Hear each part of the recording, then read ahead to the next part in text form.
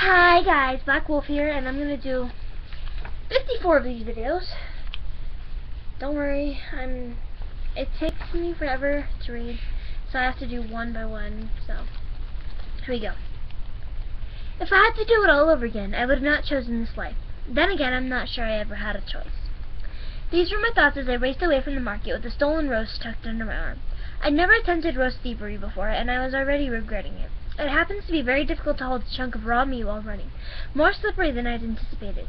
If the butcher didn't catch me first with his cleaver and literally cut off my future plans, I vowed to remember to get the meat round next time, then steal it. He was only a few paces behind now, chasing me at a better speed than I'd have expected of a man of his girth. He yelled very loudly in his native language, one I didn't recognize.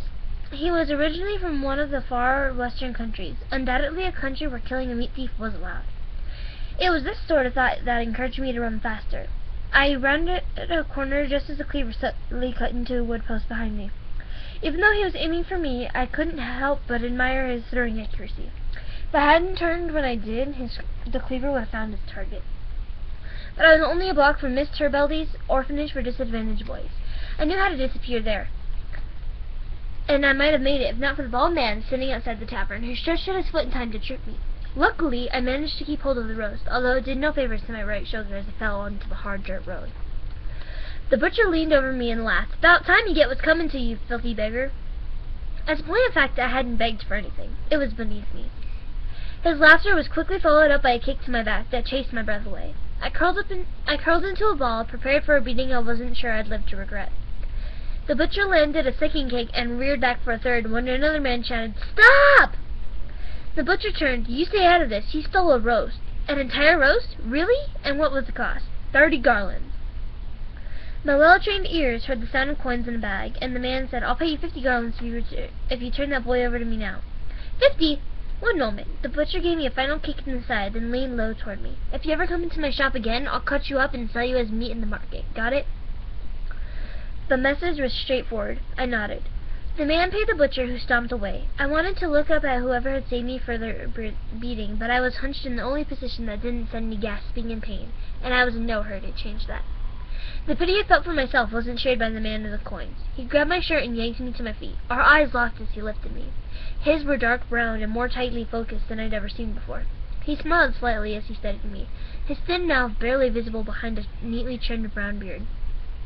He looked to be somewhere in his 40s and dressed in fine clothes of the upper class, but based on the way he lifted me, he was much stronger than I'd expected of a nobleman. "I'll have a word with you, boy," he said. "You'll walk with me to the orphanage, or I'll have you carried there." The entire right side of my body throbbed, but the left side was okay, so I favored it as I started to walk. "Stand up straight," the man ordered. I ignored him. He was probably some rich country gentleman who wanted to purchase an indentured servant for his lands.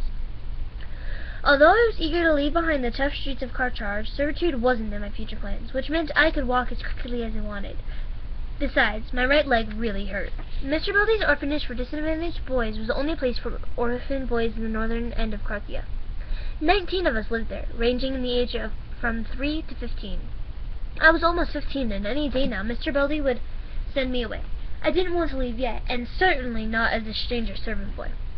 Mr. Beldy was waiting in her office when I walked in with the man close behind me. She was too fat to credibly claim she starved along with the rest of us, but strong enough to beat anyone who complained about the fact. In recent months, she and I had settled into a routine of barely tolerating each other. Mr. Beldy must have seen what had happened outside, because she shook her head and said, "A roast? What were you thinking?" Now, we had a lot of hungry boys.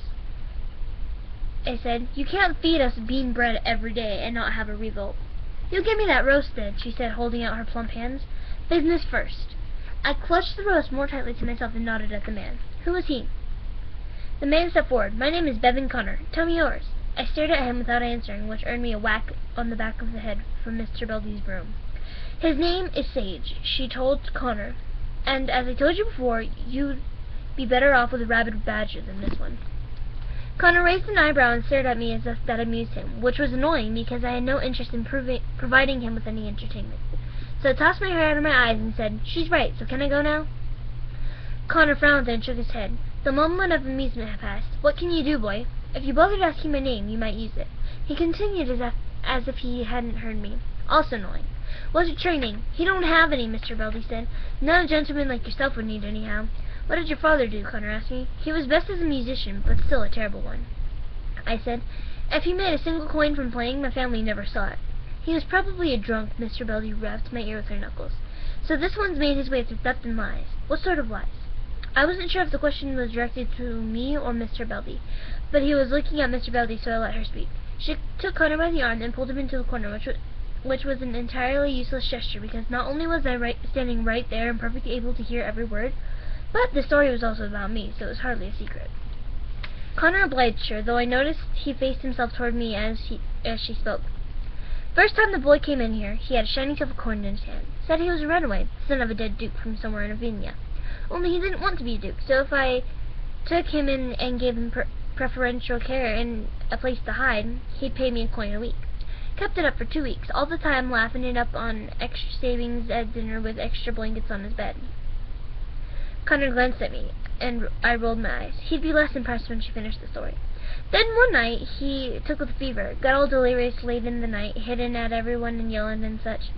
I was there when he confessed it all. He's no son of anyone important. The coins belonged to a duke all right, but he'd stolen them to trick me into caring for him. I dumped his body into a cellar to get better or not. I didn't care. Next time I checked on him, he'd got over the fever on his own and was a good deal more humble. Connor looked at me again. He doesn't look so humble now. I got over that too, I said.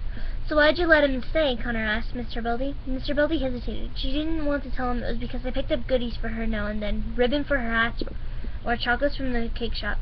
Because of that, Mr. Beldy didn't hate me nearly as much as she pretended to. Or maybe she did. I stole from her too. Connor walked back to me. A thief and a liar, eh? Can you manage a sword? Sure, my opponent doesn't have one. He grinned. Do you farm? No. I took that as an insult. Hunt? No. Can you read? I stared up at him through the parts of my hair. What are you wanting me for, Connor? You'll address me as Sir or Master Connor. What are you wanting me for, Sir, Master Connor? That's conversation for another time. Gather your things. I'll wait for you here. I shook my head.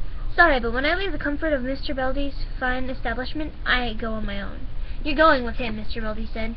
You've been bought and paid for by Master Connor, and I can't wait to be rid of you. You'll earn your freedom by doing whatever I ask of you, and doing it well, Connor added. Or serve me poorly and serve me for life. I wouldn't serve anyone for an hour until freedom, I said. Connor took a step toward me, hands out. I threw the roast I'd been holding at him, and he flinched to avoid it. Using that moment, I pushed past Mr. Beldy and darted into the street. It would have been helpful to know that he'd left a couple of vigils at the door. One grabbed my arms while the other clubbed me over the head from behind. I barely had time to curse the mother's grave before I crumpled to the ground.